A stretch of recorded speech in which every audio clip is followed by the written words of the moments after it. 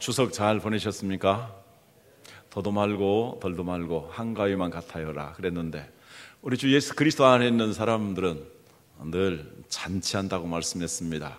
주 안에서 늘 잔치하는 한가위 같은 삶이 되시길 주님의 이름으로 축원합니다.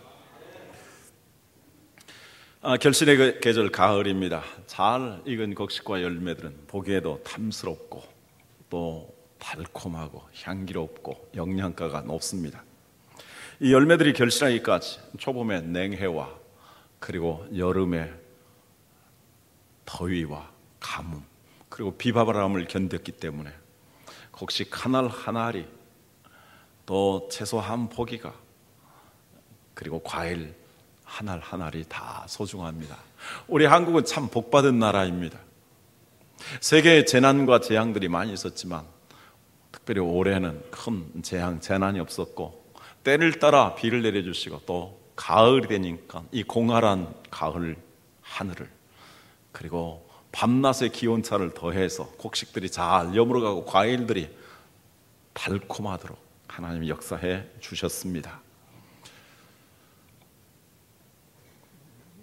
하나님께서 가을에 열매를 거두게 하시는데, 이것은 겨울을 위해서 하나님께서 예비해 주신 훌륭한 선물입니다. 우리는 가을에 거둔 것들을 가지고 겨울을 견디게 되며 또 한 해를 살아가게 됩니다. 만약에 가을에 풍성한 수확을 이루지 못하게 된다면 겨울이 매우 두려울 것입니다. 보릿고개가 무서운 것이지만 보릿고개보다 더 무서운 것은 바로 가을에 아무것도 거두지 못하는 것입니다. 그런데 우리 인생에도 봄, 여름, 가을, 겨울이 있고, 우리 인생의 겨울은 죽음이라는 것입니다. 모든 사람들이 점점점 나이가 많아지면 약해지고 병들고 늙어서 죽게 됩니다. 인생의 겨울을 맞이할 때 정말 거둔 것이 없다면 겨울 이후에 봄이 있는데, 우리 그리스도인들에게 부활이라는 새봄이 있습니다. 그 부활이라는 새봄을 맞이할 때에 우리에게 열매가 없다면 그것은 참 두려운 일입니다. 오늘 성경 말씀에 보면은 하나님의 말씀으로 살지 아니하는 자는 바람에 나는 겨와 같아서 열매를 맺지 못하게 되고 그들은 망하게 될 것을 말씀하고 있습니다. 그래서 우리는 아직도 살아있는 이때에, 봄이든 여름이든 가을이든 간에 겨울이 오기 전에 우리는 열매를 많이 맺어야 됩니다. 지난 해에도 여러 가지 열매에 대해서 말씀드렸습니다. 올해에는 말씀에서부터 시작해서 다른 차원의 말씀을 드리도록 하겠습니다. 오늘 성경 말씀에 보면은 3절에 그는 시냇가에 심은 나무가 철을 따라 열매를 맺으며 라고 했습니다. 우리가 열매를 맺도록 해야 합니다. 우리가 어떻게 해서 열매를 맺을 수 있을까요? 그 대답은 2절에 있습니다. 오직 여호와의 율법을 즐거워하여 그의 율법을 주야로 묵상하는 자로다. 여호와의 율법은 하나님의 말씀, 곧 성경을 가리킵니다. 여러분들에게 한 가지 질문, 퀴즈를 드리도록 하겠습니다. 인류 역사상 가장 놀라운 책이 하나 있습니다. 이 책은 특별한 편집도 없고 출판사도 없으며 20개의 직업을 가진 40여 명의 사람들이 기록한 책입니다. 무려 1600년이라는 기간 동안에 기록하게 되었습니다. 그리고 세계 여러 제국들을 포함해서 10개의 나라에서 이 성경을, 대답이 나와버렸네, 이 책을 기록하게 되었습니다. 이 책은 66권으로 되어 있고 1889장으로 그리고 31,173구절로 기록되었습니다. 2930명의 인물이 등장하고 1551개의 지명이 언급되어 있습니다.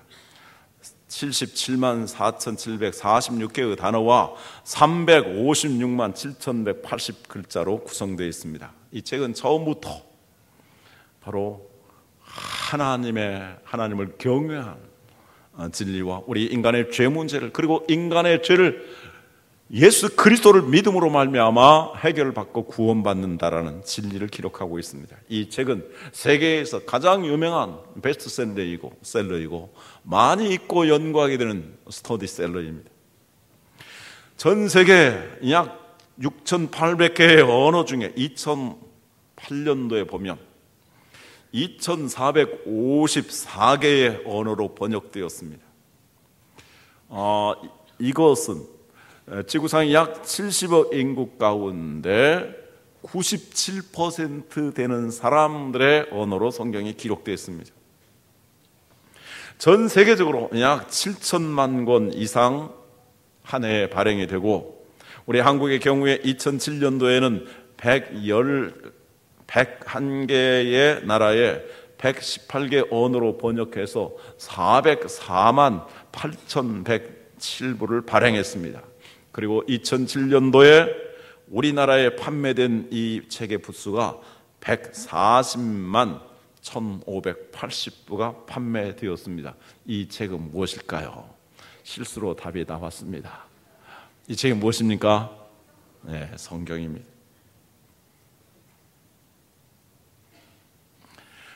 우리나라의 역대 가장 많이 판매한 책들을 보면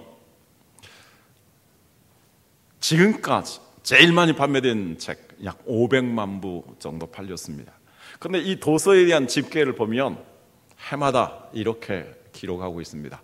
가로 열고 성경은 예외. 성경은 다른 책들과 비교가 되지 않습니다. 타의 추종을 불허합니다. 계속해서 100만 권 이상이 우리나라에서도 판매되고 있고, 전 세계적으로 7천만 권 이상의 책이 판매되고 있습니다.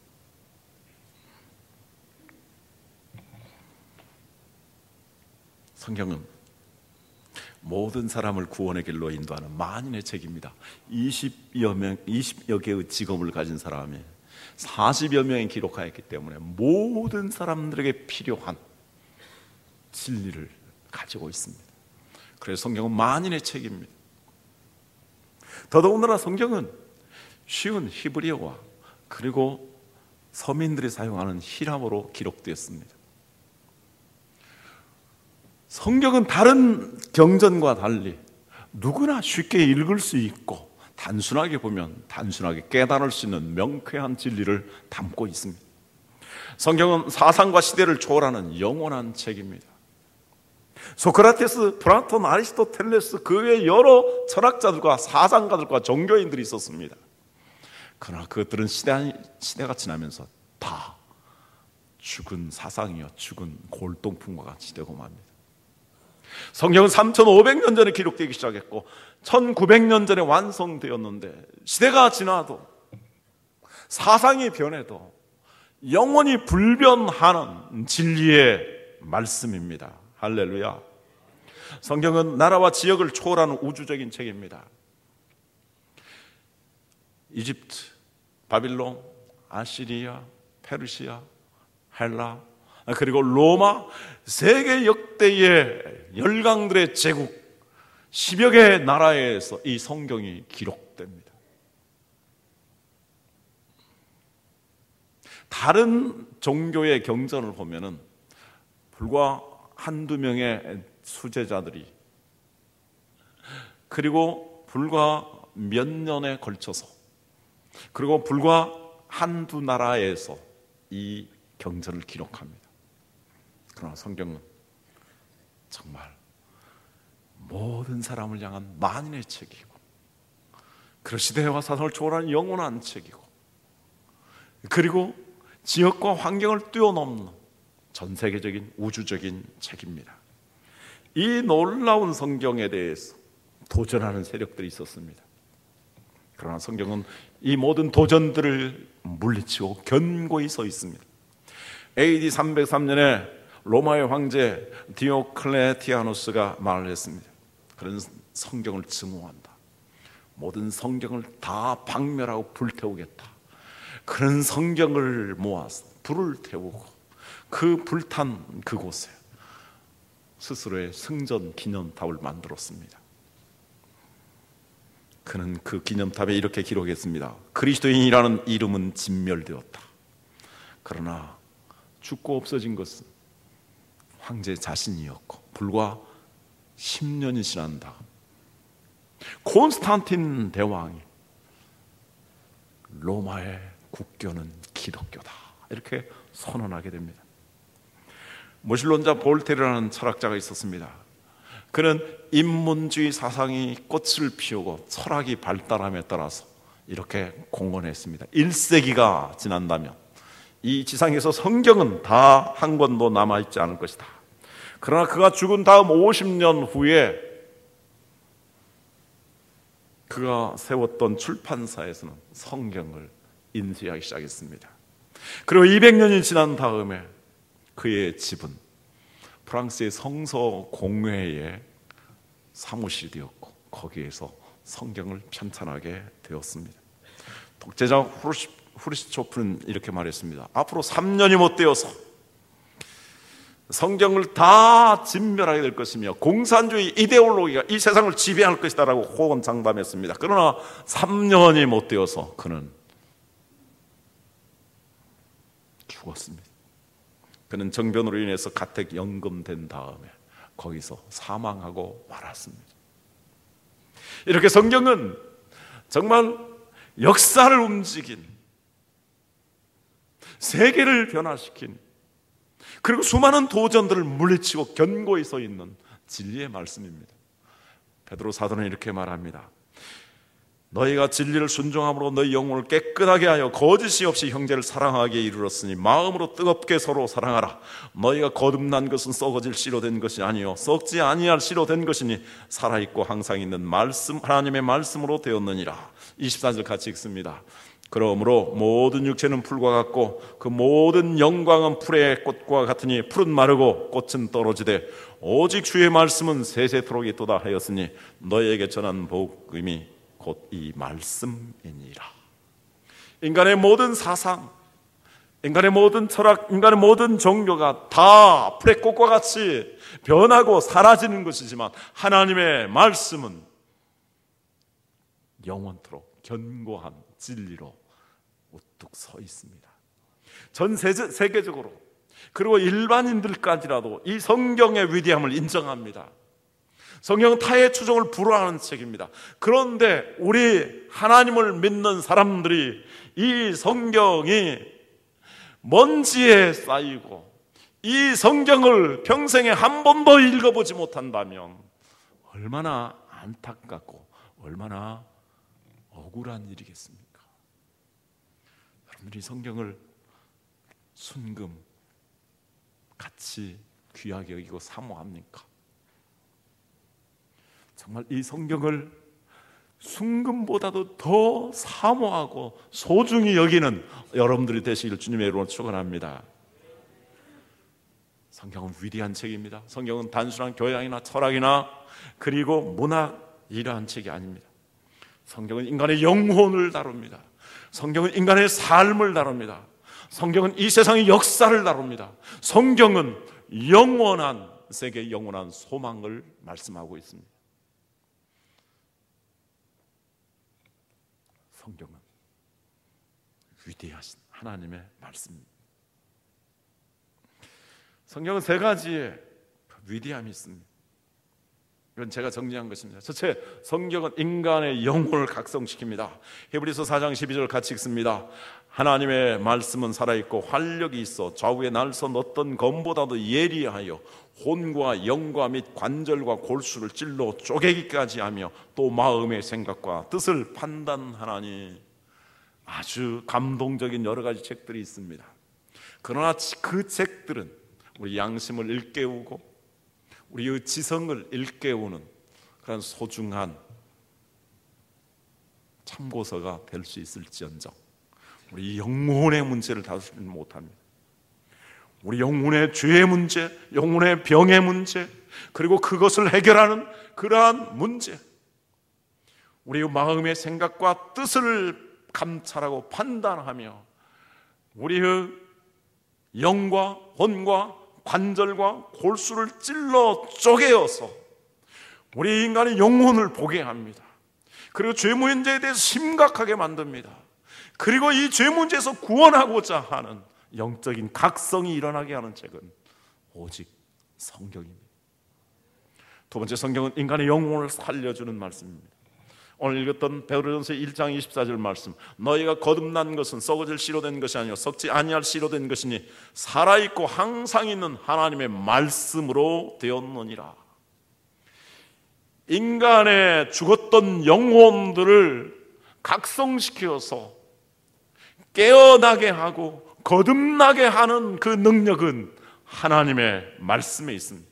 그래서 하나님의 말씀을 전파하였을 때 하나님의 성령께서 강하게 역사하시면 그 말씀으로 말미암아 회개의 역사가 일어나고 예수 그리스도를 믿는 역사가 일어나고 구원받는 역사가 일어나게 되는 것입니다. 인간의 영혼을 살리는, 인간의 영원한 생명을 부여하는 그런 능력이 있는 책은 오직 성경 말씀 하나뿐입니다. 요한복음 5장 39절 말씀합니다. 너희가 성경에서 영생을 얻는 줄 생각하고 성경을 연구하거니와 이 성경이 곧 내게 대하여 증언하는 것이로다. 요한복음 6장 23절 같이 읽습니다. 살리는 것은 영이니 육은 무익하니라. 내가 너에게 이런 말은 영이요 생명이니라. 세 번째, 성경은 우리의 신앙과 행위에 대해서 교훈하는 정확무오한 유일의 진리입니다.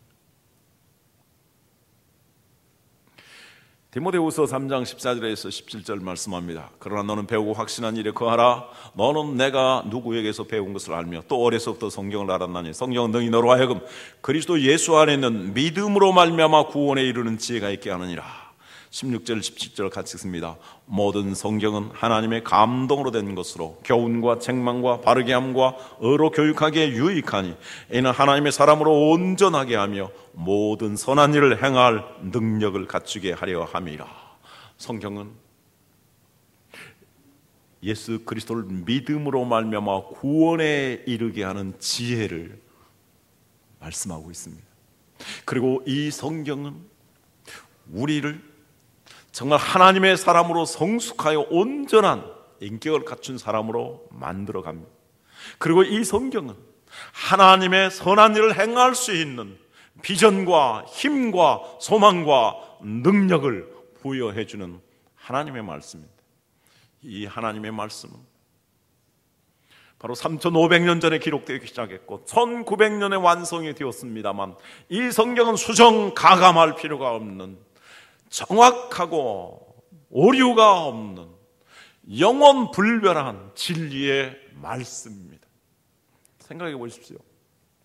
3,500년 전이면 우리나라의 역사가 기록되지 아니하는, 역사학적으로 말한다면 선사시대의 고조선, 단군조선 시대 이야기입니다. 그런데 이때 이 성경이 기록되었습니다. 그리고 성경은 1900년 전에 완성이 되었습니다. 1900년 삼국시대 이야기입니다. 어떻게 그 시대의 사람들과 우리가 대화가 통할 수 있겠습니까?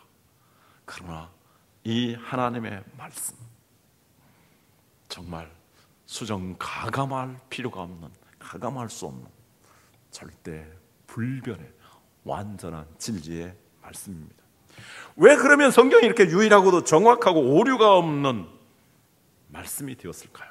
그것은 하나님의 성령께서 특별히 하나님이 선택하신 선지자들과 사도들에게 영감을 주어서 기록하도록 만드셨기 때문입니다.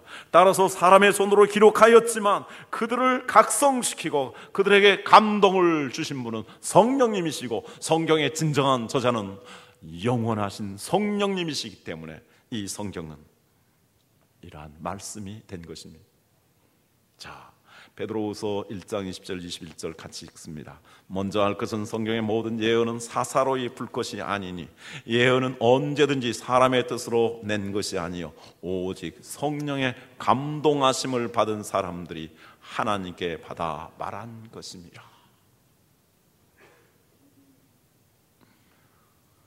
정말 하나님을 경외하는 사람들이 그 가운데서도 하나님이 선택하신 선자들과 그리고 사도들, 그리고 경건한 사람들, 그들이 성령의 감동을 향해 받아서 기록했기 때문에 수많은 철학자들의 사상은 다 변화되지만 이 말씀은 변화되지 않는 정확, 보호한 유일의 진리가 된 것입니다. 이 위대한 성경, 우리 그리스도인들은 정말 위대하게 여기길 바라고, 이 말씀이 정말 내게 역사에서 이 말씀의 능력을 힘입어서 위대한 삶을 살기를 바랍니다. 그렇게 하기 위해서는 우리는 성경을 사랑해야 합니다. 아브라함 링컨은 이런 말을 했습니다. 성경은 하나님께서 우리 인류에게 주신 가장 위대한 선물이다. 나는 이 성경 안에 우리 인류에게 필요한 모든 것이 다 들어있다고 믿는다. 정말 그가 변호사를 꿈꾸고 그가 노예 해방을 위해서 목숨을 걸고 그리고 마지막 승리하게 된 것은 어머니가 물려준 이 성경 때문이었습니다. 오늘날 그 미국이 성경에 손을 얹고 대통령도 선서하고 재판을 하게 됩니다. 이 성경의 기초에서 세계 가장 민주적인 헌법을 만들었습니다. 성경 말씀은 우리에게 세 가지의 열매를 맺게 합니다. 첫째, 우리 인격이 성화되는 열매입니다. 서로를 따라 열매를 맺습니다. 잘 익은 열매는 매우 향기롭고 달콤하고 그리고 영양가가 아주 높습니다. 그래서 우리 인격을, 신앙의 인격을 성화시킵니다. 두 번째, 건강의 열매를 맺습니다. 잎사귀가 마르지 아니함과 같이 언제나 푸르고 싱싱합니다. 건강하고도 활기차게 풍성한 삶을 누리게 만드는 것이 하나님의 말씀 성경입니다. 세 번째, 성경은 범사가 잘 되는 열매입니다. 그가 하는 모든 행사가 다 형통하게 되리라고 약속하였습니다. 자, 이렇게 우리가 하나님의 말씀이 우리의 신앙의 인격을 성화시키고 그래서 아름다운 성령의 열매를 맺게 하고 우리로 하여금 더 건강하고 활기찬 삶을 살도록 만들고 이 하나님의 말씀이 우리의 모든 범사가 잘 되도록 만드는 것이라면 우리는 이 성경을 사랑해야 됩니다. 다윗은 고백했습니다. 꿀 곧 송이꿀보다 더 달도다. 어떻게 하나님의 말씀이 우리에게 꿀, 송이꿀보다 더 달게 여겨질 수 있을까요? 저는 세 가지로 이렇게 표현하고자 합니다. 첫째, 성경을 연애 편지라고 생각하고 읽으시기 바랍니다. 요한복음 3장 16절 말씀합니다. 하나님이 세상을 이처럼 사랑하사 독생자를 주셨으니 이는 그를 믿는 자마다 멸망하지 않고 영생을 얻게 하려 하심이라. 하나님이 우리 죄인들을 그리고 하나님의 백성들을 사랑하시는 사랑의 이야기가 곧 하나님의 말씀입니다. 성경은 God's love story. 여러분, 사랑의 연애 편지를 받았을 때 가슴이 뛰지 않았습니까? 또 간직하고 정말 그 연애 편지를 준 대상에 대해서 늘 생각하지 않았습니까? 하나님이 나를 사랑하시는 이야기. 여러분, 성경을 읽을 때에 하나님 말씀이 참 지겹다, 하나님 말씀이 참 까다롭다, 하나님 말씀 지키는 것이 힘들다, 이렇게 생각하지 마시기 바랍니다.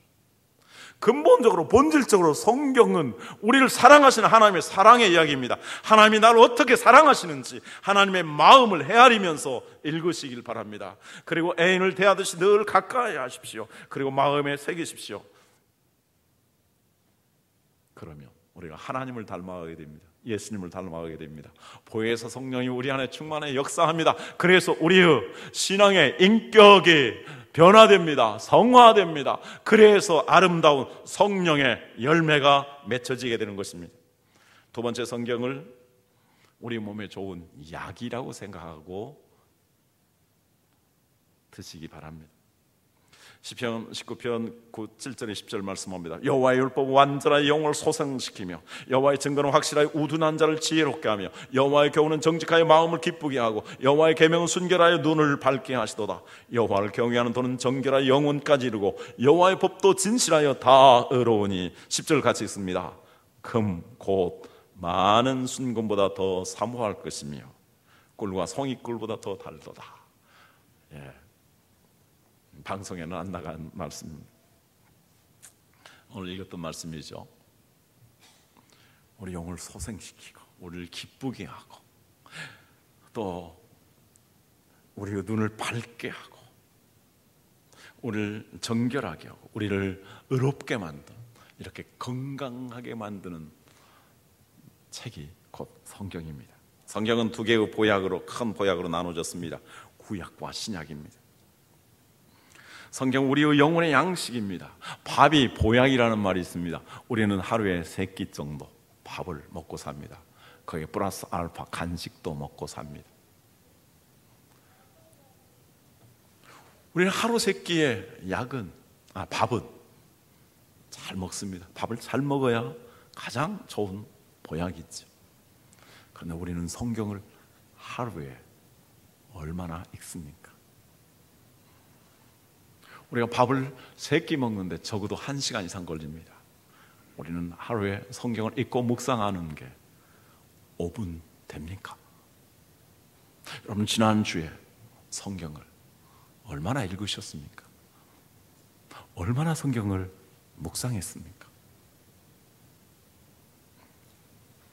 성경을 매일같이, 성경을 늘 묵상하게 되면 그 성경이 우리의 가치관을 만들어줍니다. 그 성경이 우리의 인생관을 만들어줍니다. 그 성경이 우리의 세계관을, 우리의 삶의 비전을 만들어줍니다. 그래서 우리가 건강하게 되는 것입니다.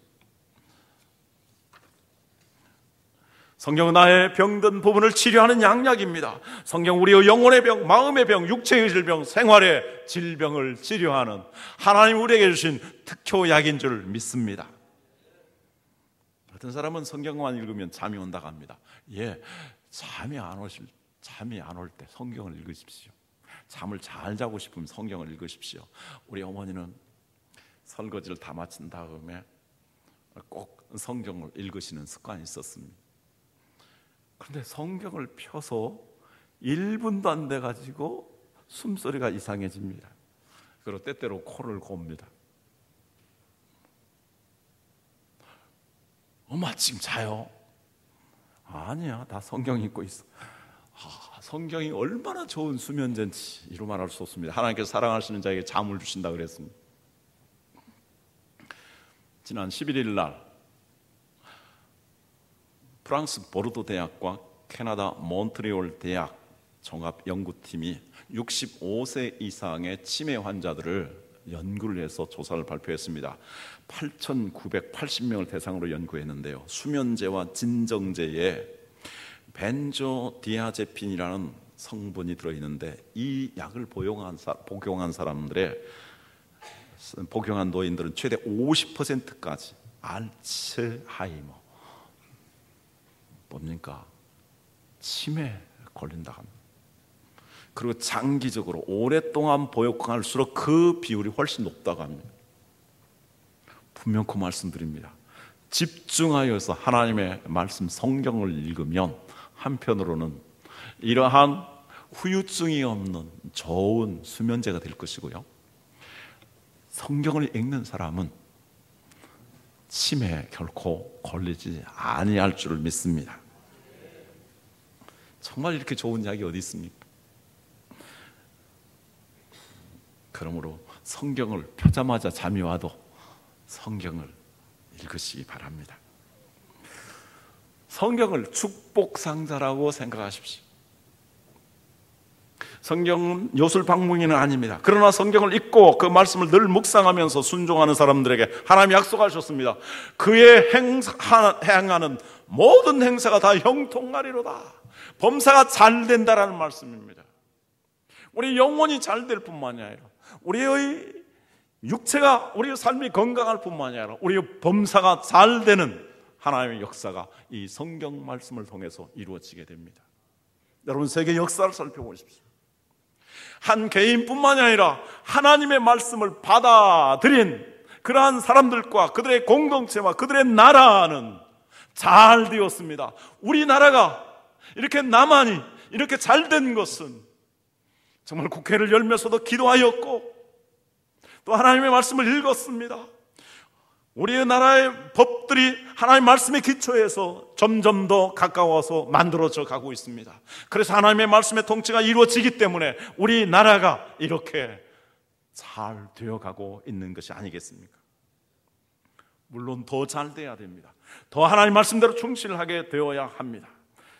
하나님은 약속했습니다. 잠언 3장 1절 이하의 말씀입니다. 내 아들아 나의 법을 잊어버리지 말고 내 마음으로 나의 명령을 지키라. 그리하면 그것이 내가 장수하여 많은 해를 누리게 하며 평강을 더하게 하리라. 인자와 진리가 내게서 떠나지 말게 하고 그것을 내 목에 매며 내 마음판에 새기라. 그리하면 내가 하나님과 사람 앞에서 은총과 귀중히 여김을 받으리라. 너는 마음을 다하여 여호와를 신뢰하고 내 명철을 의지하지 말라. 너는 범사의 그를 인정하라. 그리하면 내 길을 지도하시리라. 스스로 지혜롭게 여기지 말지어다.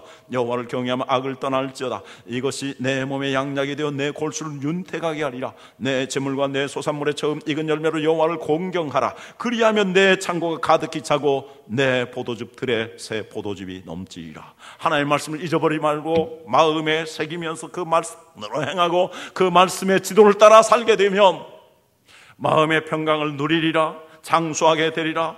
은총과 귀중히 여김을 받게 되리라. 그리고 내 길을 지도하여 주실 것이다. 그리고 내 골수도 윤택하게 건강하게 된다. 그리고 하나님께서 경제적인 부흥을 주실 것을 약속하셨습니다. 가을을 맞이했습니다. 독서의 계절이라고 합니다. 다음 달에는 한글날이 있습니다. 한글날, 우리 한글을 참으로 귀하게 여겨서 다시 관공서의 공휴일로 만들었습니다. 지금 인문학 열풍이 불고 있습니다. 그래서 사람들이 많은 책을 읽습니다. 여러분들, 하나님께서 우리에게 위대한 선물을 주셨습니다.